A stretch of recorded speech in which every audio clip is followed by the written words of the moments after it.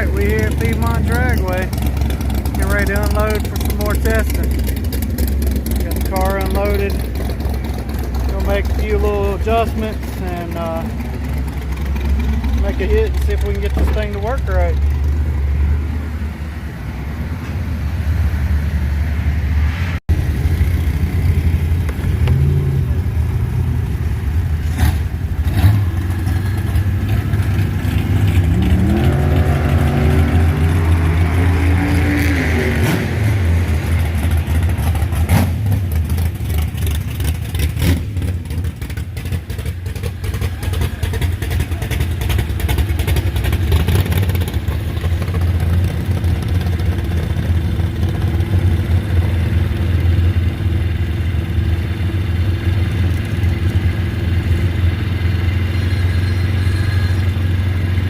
Friday afternoon at the racetrack, smelling race gas in the air and burning rubber.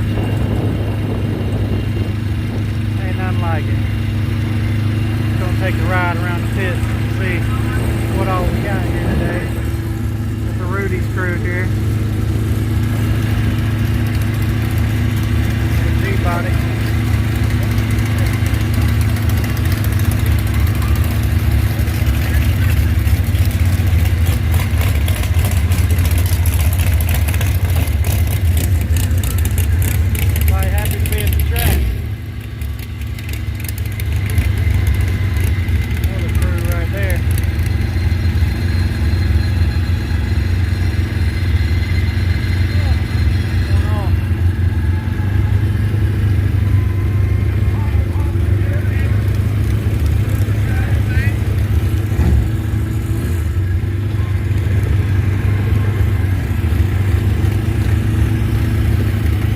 What you doing tuning on this thing?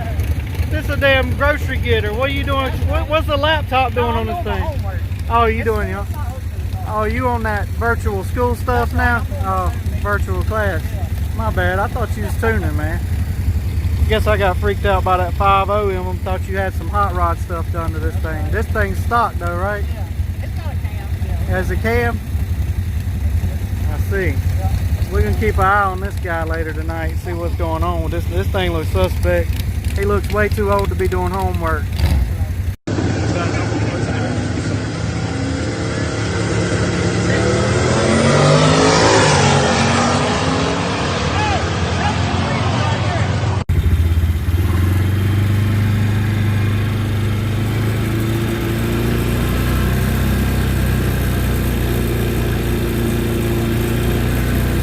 Nice hot rods out here.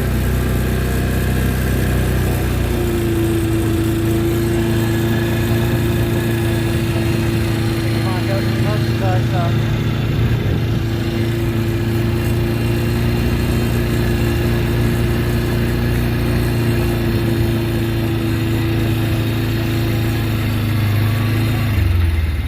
What up?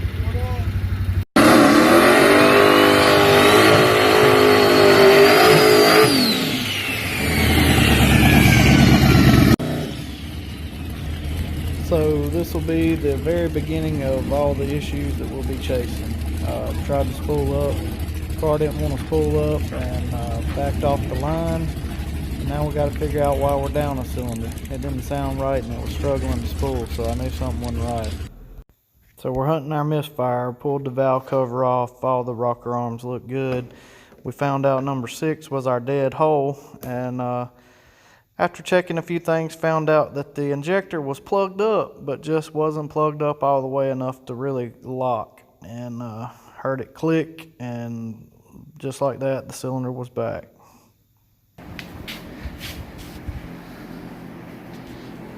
So we're out here working on this wastegate.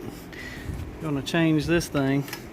Basically just found out that there was a hole in the diaphragm, which I can't be mad. These are like $60 wastegates that I got off of eBay like 10 years ago. So probably passed my due on these. And I should have had a spare, but I didn't. So we'll just change this thing out. I got a buddy of mine let me hold a eBay wastegate, and I'm going to put a diaphragm out of it in this one if it'll fit, and hope for the best on that. But going over this car, found out our skipping issue from the other night at the track was actually a injector not plugged up all the way. So, you know, it's important to go over these cars and check everything. There's always last minute thrashing and that kind of thing on these cars, and that can pretty much get you into trouble.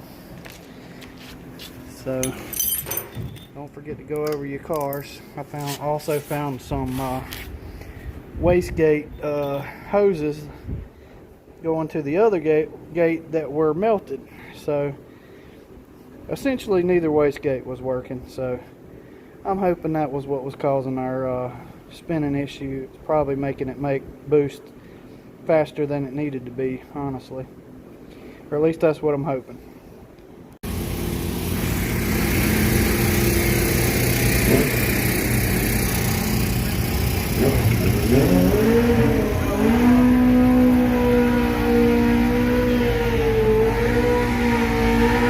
Jamie getting the tires right. So here we are, still in Struggle City. The car knocked the tires off spinning, and I went back to it to see if the wastegate was working properly, and it shook the tires. And if you'll see up there, probably noticed the door just flew off the car. Alright, so test pass on private test did not go well. We have really destroyed the paint and the door and a part of the quarter.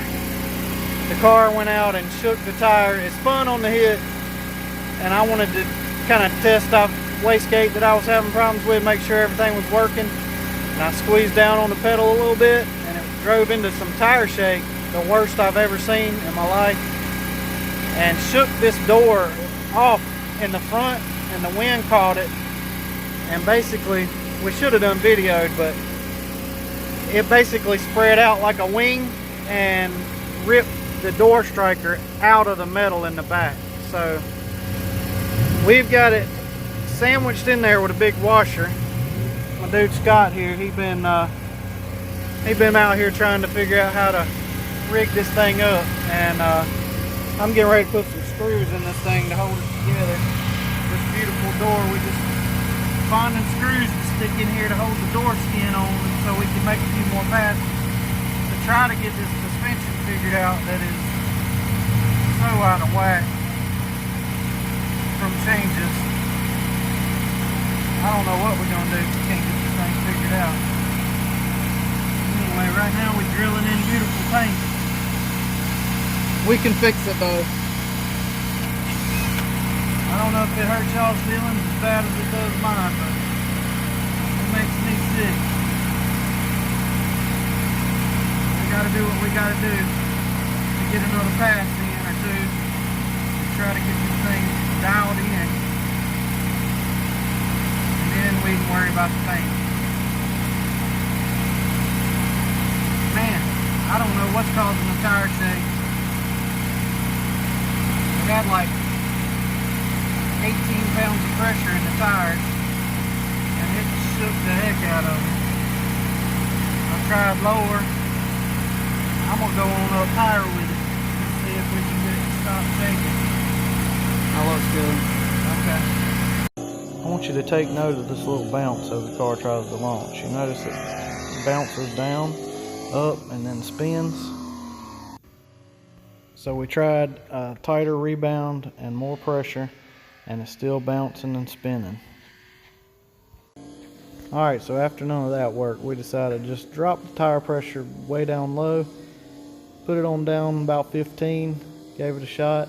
Still got the little bounce, but all of a sudden it hooked. So we thought we were getting somewhere. We decided to go ahead and try to add some power, thinking maybe it was just too much pressure all along. And so we decided to turn the boost up at the launch and try to hit it with a little more power from the takeoff to see what that would do for us. So we launched it a little harder and had the air pressure down low, and it did its little bounce and spin. It was right back where we were. So wanted to make this video to show you guys the struggles involved in these cars. It's not easy. These guys that you see are out here doing this, they're in the shop working their butts off day in and day out, and most of the time things don't go right. It is not all peaches and cream, but we will stay with it. Tune in next time on the Private Jet Racing channel and see if we can get this thing figured out.